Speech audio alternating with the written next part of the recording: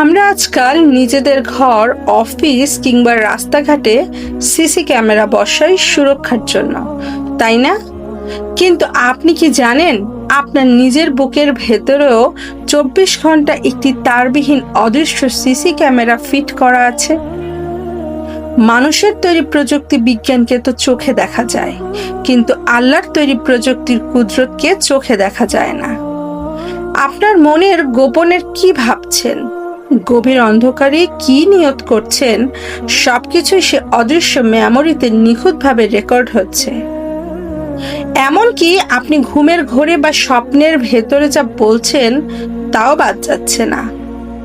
এই জীবন, এই দেহ আর এই ব্যস্ততা নিয়ে আমাদের এত অহংকার, কিন্তু একবারও কি ভেবে দেখেছেন এই দেহের আসল মালিককে এবং আমাদের শেষ সফরের প্রস্তুতি আসলে কতটুকু?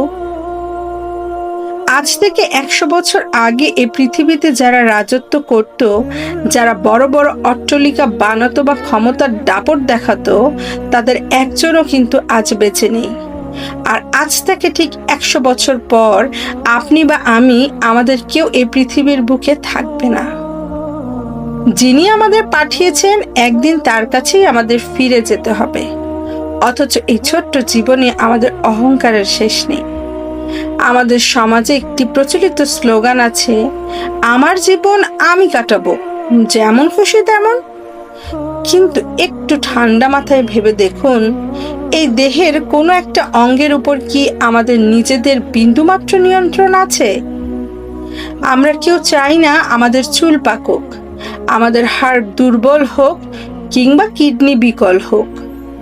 তবুও আমাদের ইচ্ছার বিরুদ্ধে বয়সের ছাপ চেহারায় ফুটে ওঠে। সপ্তাহে যখন একাধিকবার ডায়ালাইসিস চলে, তখন মানুষ বোঝে নিজের উপর নিজের কোনো হাত নেই। তাহলে আমরা কিভাবে দাবি করি এই জীবন বা এই দেহ আমাদের? বিজ্ঞান আজ অনেক উন্নত, কিন্তু এই আধুনিক বিজ্ঞান কি কোনো কিডনি রোগীকে দিনে 36 বার ডায়ালাইসিস করার ক্ষমতা রাখে? এখনো সেই টেকনোলজি আসেনি।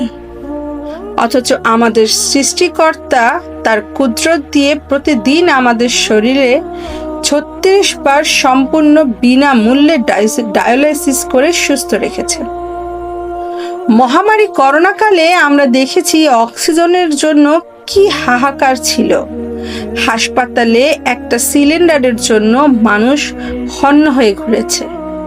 কিন্তু প্রকৃতির এই উন্মুক্ত বাতাসে আজ পর্যন্ত কোনো অক্সিজেনের ঘাটতি হয়নি। কোটি কোটি মানুষ প্রতিদিন লিটারকে লিটার অক্সিজেন নিচ্ছে প্রকৃতির বুক থেকে।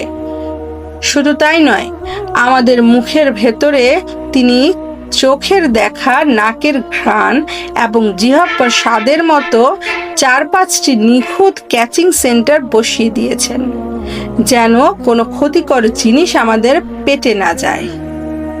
এত বড় রহমতের মাঝে ডুবে থাকার পরেও যখনই আমাদের কল্যাণের দিকে ডাকা হয়, আমরা একটা বারও সেটার দিকে খেয়াল করি না এবং বাহানা দিয়ে বলি আমি খুব ব্যস্ত।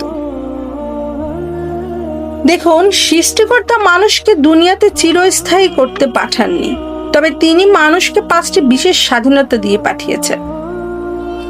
শিক্ষাগত স্বাধীনতা, মানুষ যে কোনো শিক্ষায় নিজেকে শিক্ষিত করতে পারে। পেশাগত স্বাধীনতা, মানুষ যে কোনো পেশা বেছে নিতে পারছে। সমাজগত স্বাধীনতা, সামর্থ্য থাকলে পৃথিবীর যে কোনো প্রান্তে গিয়ে সে বসবাস করতে পারছে। মত ও আদর্শগত স্বাধীনতা, সে যা খুশি তাই বলতে বা বিশ্বাস করতে পারছে। মৃত্যু পর্যন্ত স্বাধীনভাবে চলার ক্ষমতা। মত বা মৃত্যু আসার আগ পর্যন্ত মানুষ যেভাবে ইচ্ছা দুনিয়ায় জীবন কাটাতে পারে।